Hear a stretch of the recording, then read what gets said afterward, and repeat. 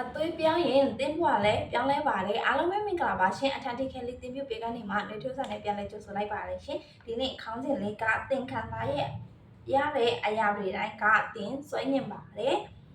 မိတ်ဆွေမောင်လေးတယောက်ကစကားပြောဖြစ်တော့သူကအလွမ်းအဆွေးခံစားချက်တွေနဲ့ feel လို့ကောင်းတဲ့ feel post လေးတွေပါရမဟုတ် Facebook ပေါ်မှာတင်မိပါတယ်ဒီလိုတင်နေရင်ကနေတကယ်ကိုလမ်းရဆွေးရတဲ့ဘဝကိုရောက်သွားတော့တာပါပဲလို့ပြောပါတယ်ကျွန်မကိုယ်တိုင်လည်းတစ်ခါတလေဒီလိုကဗျာလို့စာလို့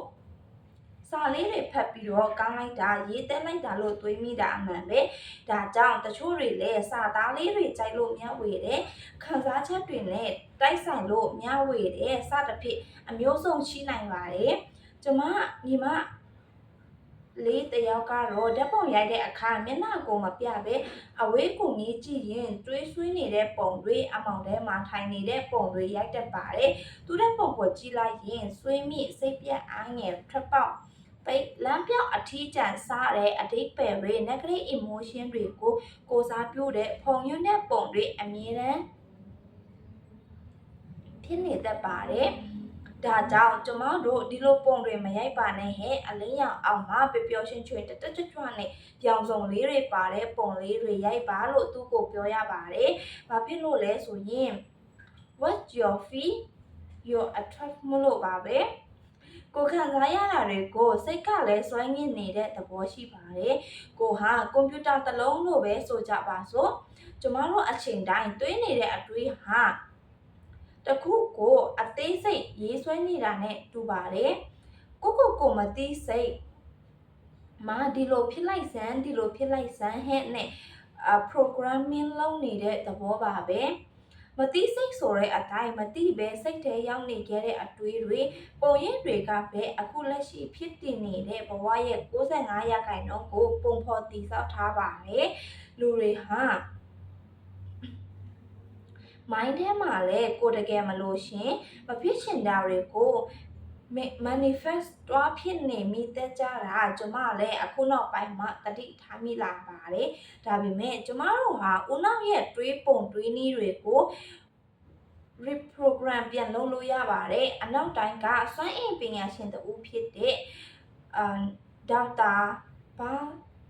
လစ်ထွန်ရဲ့ talk တွေကိုနားထောင်တော့ Faith is till you make it လို့ဆိုပါတယ်ကိုဖြစ်ချင်တဲ့ဘဝအရှိအနေတခုကိုဖြစ်မလာသေးပေမဲ့ဖြစ်နေပြီဆိုတဲ့ခံစားချက်ကိုနဲ့နေဖို့ဆိုလို့ရှင်တာပါ I'm going to be happy ငါပျော်ရွှင်ရလိမ့်မယ်ဆိုတဲ့အတွေးတွေအစ I'm happy ငါပျော်နေတယ်လို့မကြာခဏတွေးတော့ရင် manifest လက်နဲ့ချရေးရင် journaling ပါဇက်ကနေပြောရင် affirming မျက်စိကမြင်အောင်ကြည့်ရင်တိစိတ် concession mind နဲ့ဦးနောက်ကိုချိတ်ဆက်အလုပ်လုပ်ခိုင်းတဲ့သဘောပါပဲ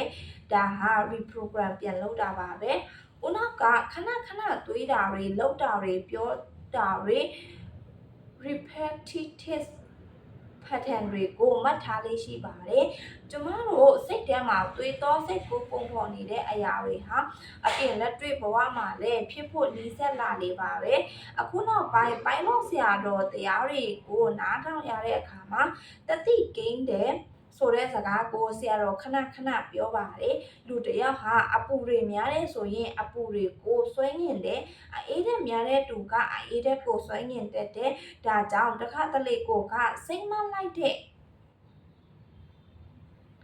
လုံးမိတဲ့အပြုအမူတွေအတွေးတွေအကုန်လုံးဟာကျမတို့ရဲ့ဘဝကိုအဲ့ဒီလိုပုံစံအတိုင်းဆွဲငင်နေတတ်ပါတယ်တတိကိန်းတယ်ဆိုတာကတကယ်ပြောရမယ်ဆိုရင်ကိုအမြဲလုံးနေတဲ့အလေးချင်းတစ်ခုဟာအထုံပါလာတဲ့သဘောပါပဲဥပမာအားဖြင့်နေ့တိုင်းအရက်တောက်သူကလည်းအရက်မတောက်ပဲမနေနိုင်တော့တာနေ့တိုင်းဖျားချစ်ကိုတဲ့သူကဖျားမချစ်ကိုပဲမနေနိုင်တော့တာကျမတို့နေ့တိုင်း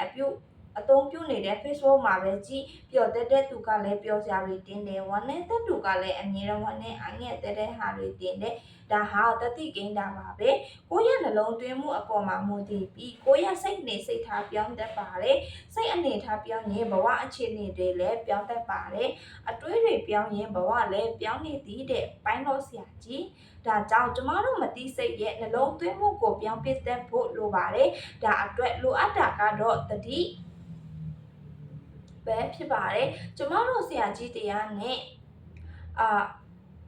နားထောင်ရင်ညံမြင့်တဲ့လောက်ဆက်စဉ်းစားမိတာပါကျမအမြင်အရတော့အစိုးရရဲ့ကံတရားတွေဟာလည်းဖြစ်ဖို့ပါလာရင်ခြောက်လွဲလို့မရပါ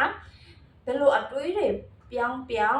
ကုသိုလ်တွေလို့အလုပ်တွေနဲ့ဖြည့်ပြီးခြေဖြတ်နိုင်မှတော့ကကြမှာပါဘယ်လိုတွေပဲဖြစ်အချိန်တိုင်းမှာကောင်းတဲ့အတွေးတွေကိုတွေးကောင်းတာကိုလုပ်ကောင်းတဲ့တတိနဲ့နေထိုင်တာဟာဘယ်တော့မှမမားယွင်းတဲ့မကန့်ချစ်ပန်းနီလန်းပဲဖြစ်ပါတယ်ဆိုတော့ဒီတက်ကနေတခုခုရသွားမယ်လို့တင်ပြမြင်တင်ပါတယ်ရှင်ဗီဒီယိုလေးကိုအဆုံးထိကြည့်ပေးတဲ့အတွက်အားလုံးကိုကျေးဇူးများတင်ပါတယ်ရှင်